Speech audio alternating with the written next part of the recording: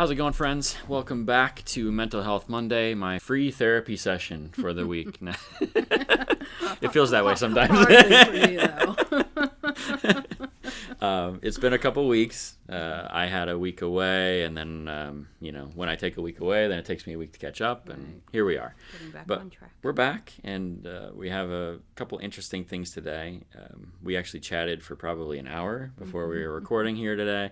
And so if I seem a little bit disjointed, it's because we're kind of coming to this realization. Well, you already knew this, and I knew this too, I guess.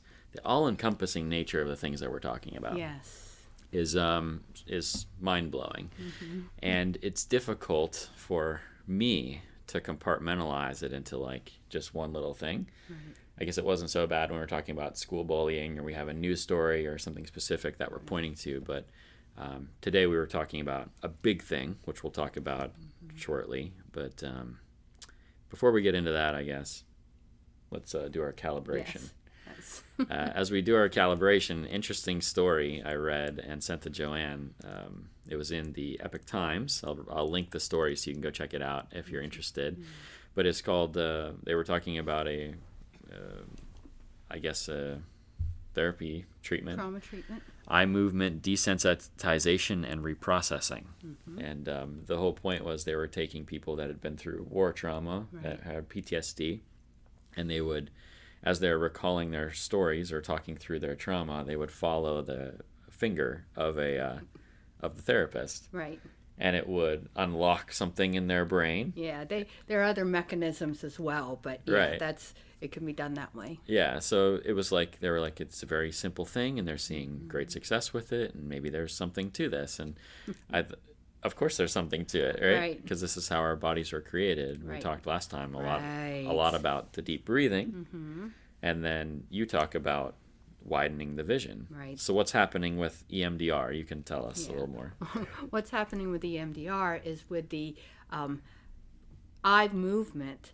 It is encouraging the movement of the eye that doesn't happen during fight or flight. Mm-hmm. So I've talked about the reason why panoramic vision is so important and how it sends a signal to our bodies that we are indeed safe. So that's what it's the beginning of. And then through that beginning, same way that widening our own vision accesses mind and emotion, that accesses the emotion of the trauma that needs to be reprocessed from the amygdala to the prefrontal cortex. And the prefrontal cortex, again, is the part of our mind that's online when we're in rest and digest, so emotion can indeed be processed. Yes. But if that eye stuff stays the same, then I shouldn't say no amount of, because people improve, but you don't really truly heal or get better post that trauma unless it's been processed in a rest or digest state. Right. And they were saying it's like it produces a result similar to Rem sleep. And then when I said that earlier, you said Rem sleep is the only time that amygdala actually fully shuts off. Correct. And so it really makes sense that those things would be connected. Mm-hmm. And then well, why don't we sleep when we've been through serious trauma? Why don't we Right. Is because we're in a hypervigilant state. We're needing to look out for what might happen. Do you think that's sometimes the problem when people have severe insomnia and that kind of stuff? 100%. Almost always? Oh, yeah. Almost always. Almost always. That's a whole nother episode. See, all-encompassing, once again. So if you're there at home, take some deep breaths with the belly, like we talked about last time, and then the widening of the vision, literally, you pick a fixed point, right? You pick a fixed point. Yeah, that was one of the things that they missed in the article. The article talks about the eyes bouncing around or moving around. Yeah. Well, they can still bounce around in a hypervigilant state, right? In a fight or flight state, which is why the therapist directs what's happening with the different mechanisms that are used in eye movement desensitization. But I think it's an important note that it's not just looking around. It is picking a focal point to keep in the center while bringing into your range the peripheral vision. Yeah. All right. Basically looking as far into your peripheral vision as you possibly can.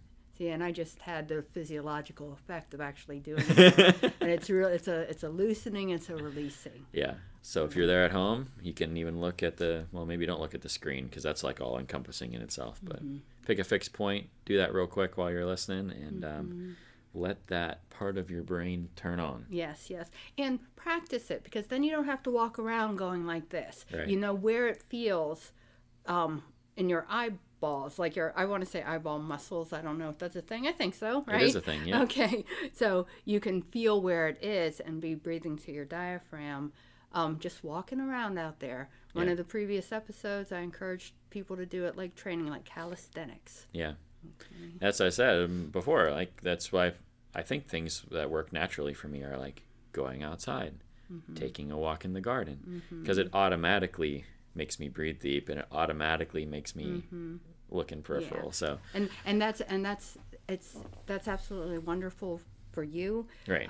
Because your body can achieve allostasis. Allostasis means that you can come back to homeostasis after you've been thrown off, right? But not everybody can. If we've been particularly traumatized, or if we've been living in constant trauma like we have this past year through the pandemic, if we don't have this awareness and understanding, then those standalones don't open up the rest of the stuff. In fact, they're viewed as threat internally, because that hypervigilance then can't be happening. So that's why that's one of the things you talk about, though, to me, like they make such a deep impact on me, because it's like, for me, it's always been like hyper practical, and I'm able to take this stuff, and it's really nothing new to me. Right. It's just like, oh yeah, that's obviously how our bodies were designed to work. Right. It's how it goes together. And I remember when I had that time of extraordinary peace, and I can remember how, wow, I was at rest. I was like, it just makes sense. So anyway. Yeah. But I'm sorry, I don't mean to, but I want to underscore that, right? That, it works because that's how we're designed to function. 100%. Yes. So we're going to take on the beginnings of a big topic here, and we may not even end up all in this, but over the last couple years, and really just in the last 2 weeks, I posted this video about my grandfather. My grandfather passed away of COVID in January of 21. My grandfather, to me, was like, growing up, he was like my dad. And so to me, it was like I lost a parent. I lost it was like he was my childhood hero. It was like everything I wanted to be growing up, and so many of the things that I am now. I was going to say, he's still your hero. Yeah, and he still can be. And that's the absolutely. beauty of it, right? Yeah, 100. And we'll get into that too. Yeah, we'll get there. But I, when he passed, it threw me for a loop, and I, as it should, and as we should expect it would. Right. And then you if multiply. It didn't, that would be a problem. Yeah, you multiply that times 900,000 deaths over the course of the last year, or the past 2 years from COVID, and then but even in normal times, almost 3 million people die in the United States every year. Yeah. So it's not like this doesn't go away because COVID goes away. Right. This is something that's completely ongoing, and I've known and seen people over the last couple of years, I think because of the deaths that happened in the pandemic. We're already in a fight or flight state. Then you get this horrible thing that happens, and you were already not processing. Right. You throw in something else that makes you not process, and then it's like, how do we move forward? And I've seen some people get stuck, be thrown back into, alcoholism, addiction, whatever it might be, unhealthy lifestyles, escapism, whatever it is. Right. And so I know we're not going to solve all the world's problems in this respect, but if we're ever, like the way I'm looking at it is, the healthcare system right now is dealing with a 2-year backlog because of all the messed up things that happened, and they canceled surgeries and canceled cancer treatments, and now we're dealing with all the after effects of that in the physical. Right. In the physiological and in the mental health, I think we have that same backlog. Right. Oh, completely. Yeah. Completely. And so I don't even know what the first question is. How do we deal with death in a normal time? Right. Well, that's what I was thinking of while you were talking. That so it's not just having death in a fight or flight state already, but the natural component that allows us to at least begin to move forward, or at least to keep functioning within that trauma of the death, are the rituals of funerals. And we weren't able to have those.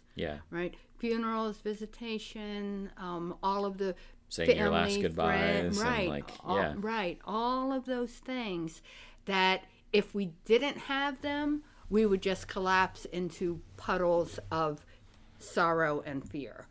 And we didn't have those. And we didn't have them. Right. So that's the numero uno, if you will.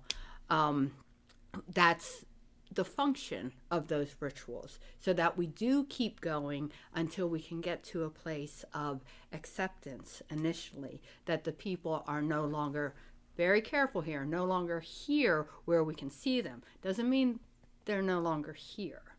Right? And so if we can't even do our first step, then we can't even do our first step.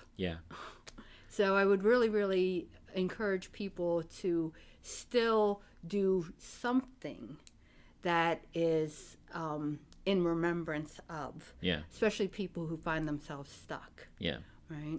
And I think for me, that when I made the video about my grandfather, that video came from I had the great honor to speak at his funeral, and so the video is almost word for word the exact thing that I spoke at the funeral, which was amazingly impactful for me, and I think almost like a cathartic experience for myself and for my family, because they got to it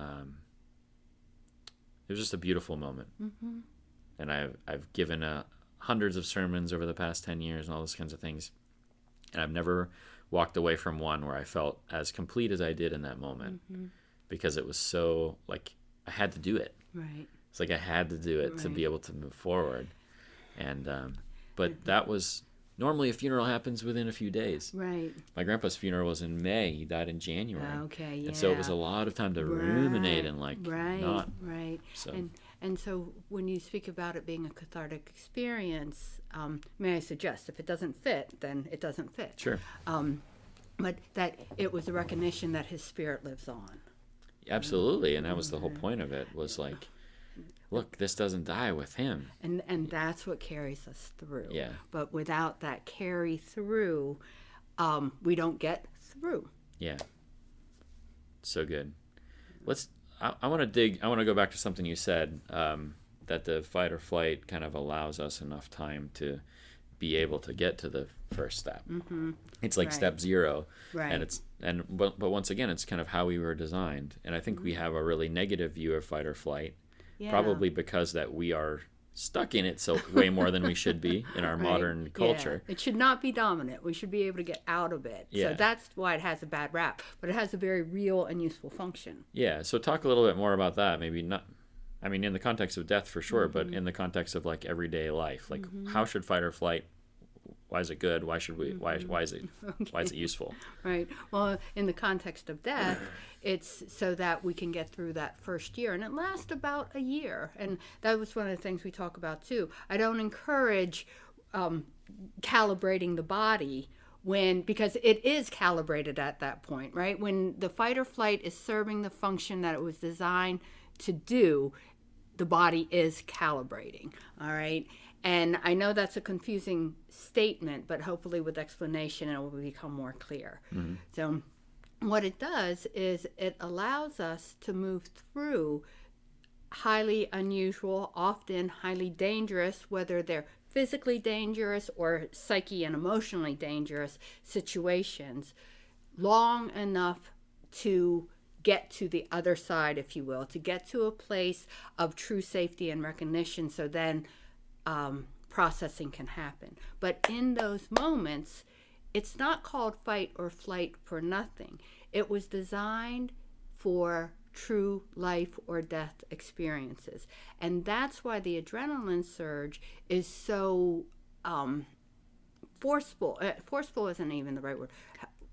Powerful eruption. Yeah.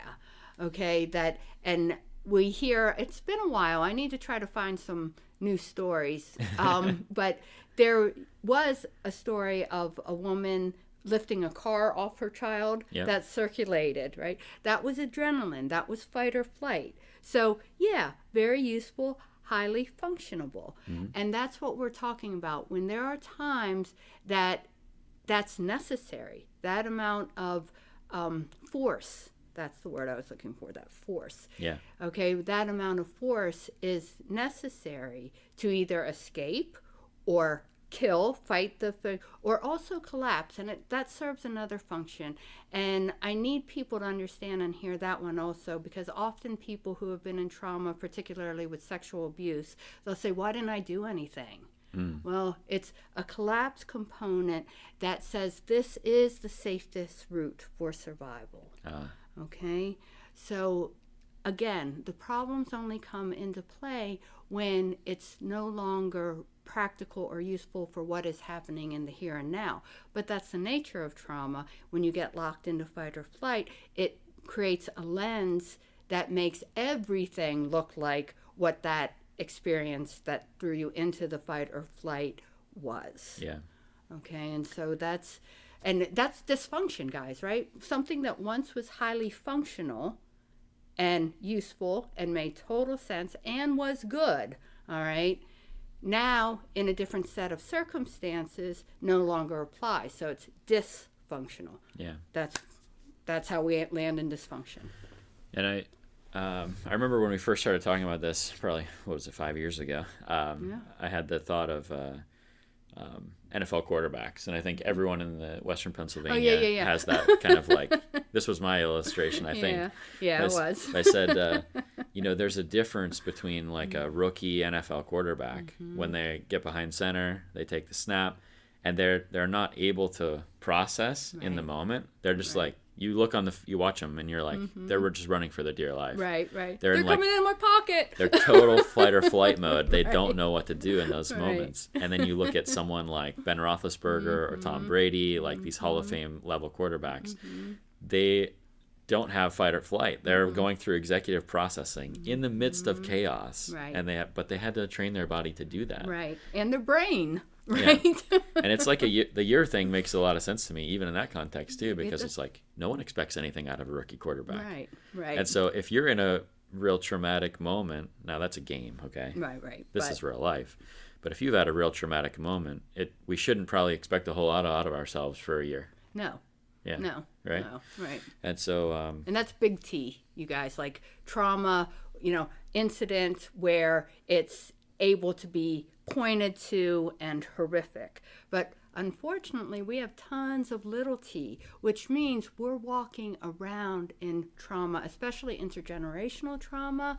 And this is before the pandemic. Right. Now, the pandemic again, and that's the reason why so many dysfunctions of how we live were illuminated.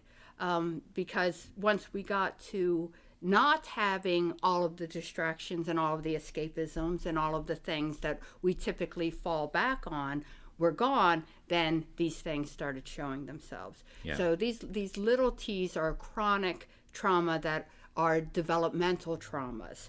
And for those, we're not talking a year anymore because it's been way too long that we've been walking around in fight or flight to begin with. Yeah. So we go to calibration and getting to the rest of the story, if you will. And okay, I want to make that distinction. It's important. Yeah, and maybe that's why it's so important for where we started. We probably didn't realize it at the time, but like to move past the kind of living in fear from a pandemic perspective, to be able to move past and through that is almost a prerequisite to be able to even then just start to process all of the other junk that's happened over the last 2 years. Yes. And so... big time. Yeah. So, I mean, if you had a big relationship loss or if you had some kind of other physical accident or whatever it might be, in the context of this corporate collective trauma, right? Man, it's a recipe for disaster. It is. And, there's a lot of conversation about setting things up for reopening. Again, all good, but it talks more about access to things that were already in existence more mental health treatment, more access to mental health treatment, better work environments, cultures of businesses, all those things. Social emotional learning in school. Good, wonderful in the sense of what they're trying to accomplish. But if we don't know how to go back to step one, right, all that stuff in the world isn't going to make the adaptive difference that we're looking for. Yeah, because it won't be received, right? I mean, correct. It can't be received. It can't be received. Yeah. And all the stuff that they're talking, we've had for a million years. All of these programs, all of the things, they've all been in existence, not just at the rate of what they're wanting to do now. Again, the increase of rate isn't going to do anything if we can't receive it. Right. And I guess I want to clarify too. When I say we're not living in fear of the pandemic, I don't just mean like throw your mask in the garbage or that kind of stuff. I don't think that necessarily means that you're living in fear. Right. The living in fear happens when you're allowing your emotions. When you're allowing that to drive your decision making. Right. Well, and that's one of the things that I often work with the participants on. The action you arrive at might look exactly the same. Right. It's how you got there. Right. So if you're choosing to wear a mask because of this, that, or the other reason, then you're choosing because of this, that, or the other reason. That's the other thing. Choice doesn't happen unless you're in a rest or digest state. True choice. True choice. And then, but if you're wearing the mask because you're afraid, I'm going to put it on because if I don't, I'm afraid that. Because I'm afraid that. Action, same. How you got there is very different. Health on your body, mind, and emotion, and the toll it takes or the release you have are the differences. Yeah. So it may look the same, but it's a completely different process. One is healthy, one is not. So good. Okay. See, we talked for an hour, and these are all things we didn't even talk about. No. All encompassing. Right. It really is. All right. So I wanted to make sure we kind of understood that fight or flight thing. So then if we kind of go back to, okay, don't expect a whole lot of yourself for a year. A lot of that reasoning, I was trying to juxtapose things because I was trying to understand, what's the difference between, like, say I'm in a horrific car accident and I break both of my legs. Like, that's going to be a traumatic event. That's going to, every time I get in the car, I'm going to think about it, all that kind of stuff that I'm going to have to work through, right? Losing somebody is different because it's not just me dealing with me. It's like if you lose somebody close to you, like say when I lost my grandfather, even though I maybe would speak to him every few months, I didn't speak to him all that often, and I saw him even less, maybe once every 2 years. But still, there's this touch point where every time I'm walking around Kittanning with a camera, it's almost like I'm walking with my grandfather. And a lot of times I'll walk fast from one place to another, and I almost always will think about when I was a little kid, and my grandfather walking so fast, and I'm like running, trying to keep up with his walking pace. I saw your gait in the video, and I saw, that's where he gets it. But So like all of those things, the touch points of where my grandfather and I met on a daily basis were all these interposed through all these different areas of my life. Now, if someone else even closer to me, a spouse, child, if someone like that would pass away, it's even deeper connection. And so you talked about like this year. What's the significant? Why a year? Because all of our firsts happen in the year. The way we mark time, right, which is one of the things that we lost during the pandemic. But that's an aside. But the way we mark time are holidays, birthdays, and our seasonal kinds of celebrations, if you will. Sure. And so all of those first are the ones that the physical touch points of the people that we're accustomed to having here on Earth with us are not there. Right. Okay, so that's pretty unacceptable. Okay, initially that's unacceptable. Yeah. And so the fight or flight is designed to say, okay, you're going to be able to go through the motions, but you're not going to be present in the moment, all right? Which requires all of the other functioning that I've talked about. Yeah. And which is why it's also a mindfulness term, okay? So within that presence, it would you see me, Yeah. yeah, okay, until then we get to acceptance, which then starts the process of recognition that the person who physically holds those touch points is no longer here, but moving through it means we carry those touch points with us, as you were describing. Yeah. Okay. And so during those, when we're first emerging from fight or flight, during those spiritual touch points, right? Yeah. They're going to come with very difficult emotion. Yeah. And it's being able to have the body remain in a rest and digest state so that the prefrontal cortex is online, so that the emotion, energy, and motion can be moved through. Because if we're not, once that comes up, it puts us right back down again. Yeah. All right. And so that's the acceptance and moving through component. Good news, once we move through that, we get to experience the same joy of having that connection still, carrying that person with us still, in a way that allows us to know we get to be with them without needing that physical touch point. Okay? Because you described the touch points as touch points when he wasn't there at all. Correct. Right? Yeah. Yeah, absolutely. And that was before he passed. Yep. So they're still there. Yep. Definitely. Yeah. So like I'm a person where it has to be hyper practical for me to be able to do anything with it. So, and I love that because you illustrate how practical it all is. Yeah. So when there's a lot of people I know that lost somebody, but they can't shut down for a year. Mm-hmm. You know, you still got to go to work on Monday. You still got to do the dishes. You still got to wash your clothes. You still got to do all these things. That's what fight or flight's for, though. They are shut down. Yeah. They're just going through the motions. Okay. That's where we get going through the motions. Okay. And that's kind of what I wanted you to say. Okay. But like, what can people do in the meantime? Does it literally just going through the motions? I mean, what should you be? For the first year, because we don't want to rush that. I mean, if you don't experience it, beautiful, right? But I'm saying don't be all down on yourself if for the first year you're all bent out of shape, in the sense that nothing really isn't enjoyable anymore. Nothing is really the way it used to be. Number one, because it's not the way it used to be, right? But number two, because you're going through the motions. It's a survival state.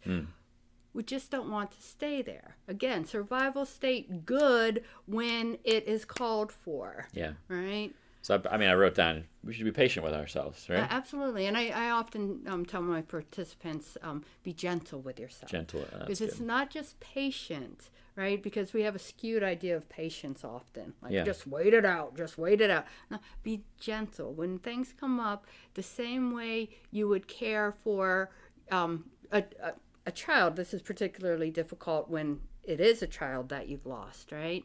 But in the same way that you would care for anybody else that you love. I guess that's what I'm trying to say. Yep. Anybody else that you love. Ooh, I'm going to take it a little further. I'm going to challenge you guys to say anybody else, right? Not that we love. Just the same way you would care for anybody in need in our humanity, right? Is the way you need to be caring for yourself. Be gentle with yourself during that time. I wrote down connection. Is connection important during that time, or is it okay to just be more reclusive? Well, connection is a funky, again, kind of construct, right? Stirring sense of connection is the definition that I use for love. And when I initially start this with participants, they're like, what? Like, you're crazy. Right?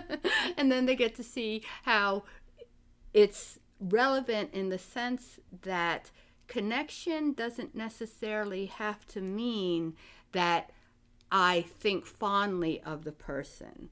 The opposite of love is not hate. That's still a stirring sense of connection because it still evokes emotion, right? Yeah. The opposite is indifference.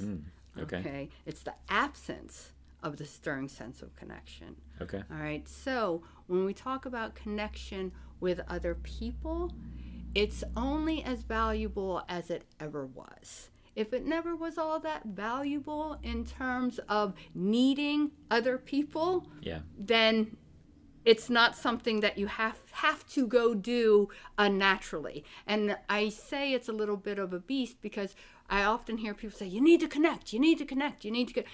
No, man, you need to understand what that stirring sense of connection is and be able to recognize it as when it's valuable, good, and true, in the sense that it can be managed in a parasympathetic state with the prefrontal cortex, so it can be experienced, or, and this often happens in trauma, it becomes something that is threatening because in and of itself, it is neutral. It is not good or bad, negative or positive.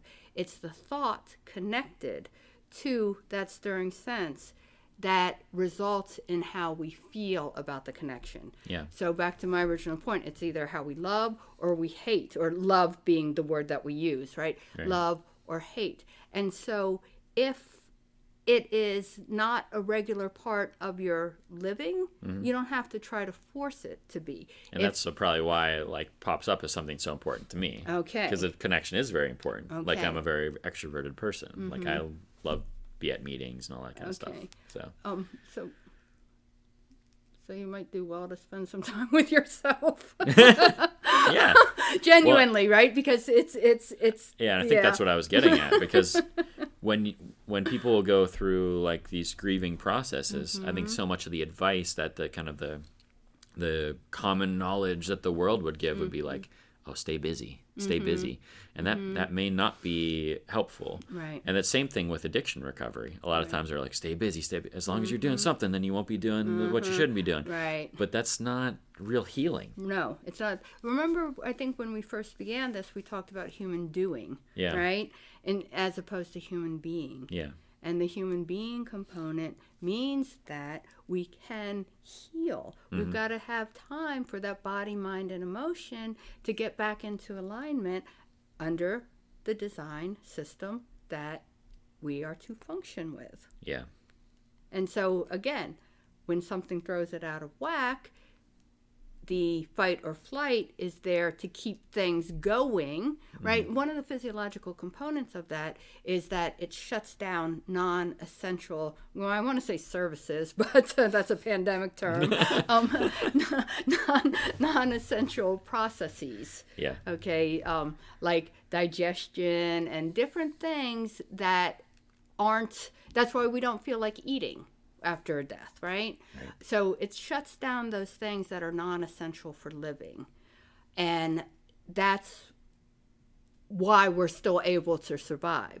Again, it cannot be long-term. Yeah. But it's a very, and so if we're just staying busy, instead of those things coming into alignment, what we're doing is trying to outrun that discomfort, that pain. Right. I mean, that pain.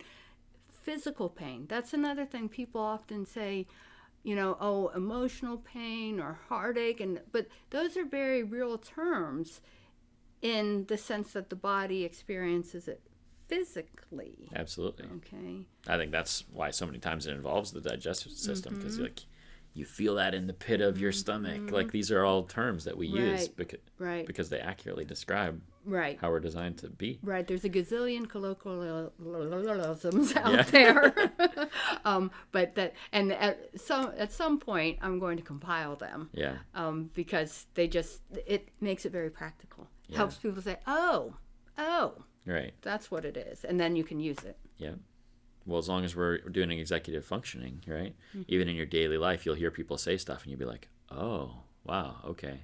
Like when you say dis-ease, like for disease, it's dis-ease. Right. Like that makes so much sense when you stop and break it down. So, I don't know, this is probably a good place to stop for this one. But I think we're not done with this conversation by any means, so maybe we'll continue that on next time. But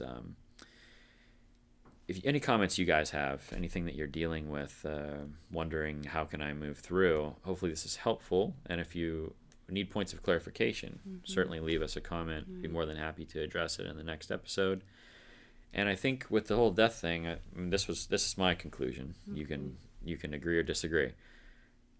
We need to have a lot of grace for ourselves, and we need to have a lot of grace for others. Yes. And so if this conversation, if all it does is it makes you see someone else who lost someone, and you're like, man, why are they so crazy this year? Right. Have a little grace, Right. and maybe you can give them something, even if it's just grace, Right. to help them walk through. And and that's one of the things we've talked about a first year as though these were typical times, but because they're not typical times, I want to reiterate, we weren't able to go through our normal rituals that typically happen as the first step during fight or flight. And so even though the calendar 2 years have passed, Right. it's quite likely that people are still very stuck in that fight or flight, because even the beginning part of what that is designed to function to move us through didn't get to happen. Yeah. So we may need to be extending a whole lot of grace to ourselves and others for quite some time. That's not a bad thing. It'll give us good practice for moving forward. Absolutely. Yeah, and it could be the greatest thing that ever happened. Yeah, right? 'Cause if God uses all things. Yeah, because if we end up that, wow, we're all really graceful people, and then when we get into a quote-unquote normal year, what if we ever experience a normal year again? When we get to that point, Right. we'll be like, wow, the world is way better than it was pre. Right. So, Yeah. all right. Well, that's it for this one. Yeah. Appreciate y'all. No, excuse me. You got One more time. Go for it. I do this all the time. But things you say remind me of other things. And so I think it's very important to say, if anybody is dealing with something particular, I've not said it beforehand, but that's the best way for the stuff that I'm talking about in the abstract to be understood. Because I've not run across any, and this is an amazing grace of God, right? I've not run across any scenario that can't be understood and illuminated under this body, mind, emotion. What do we call it? The first trifecta. System. Trifecta. Trifecta has a bad connotation like fight or flight, but it's not. Yeah. It's not it's particularly in this sense. Amen. All right. All encompassing. All encompassing. All right. It sure is. Be blessed, guys. All right. See you in the next one. Bye.